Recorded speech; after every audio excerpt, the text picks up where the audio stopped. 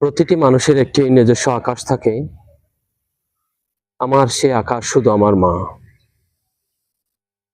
নিজস্ব যে অরণ্য আমি গড়েছি সে শুধু আমার মাকে নিয়ে।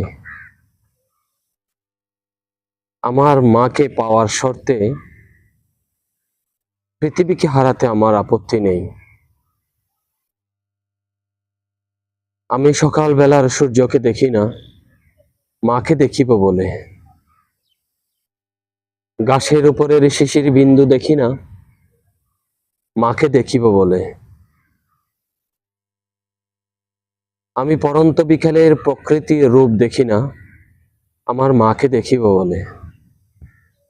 আমি বাগানের ফুটন্ত গোলাপ দেখি না, শুধু মাকে দেখিব বলে।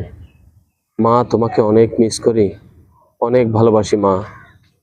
আল্লাহ তোমাকে জান্নাতের উঁচু মকাম দান করুক। অনেক ভালো থেকো মা।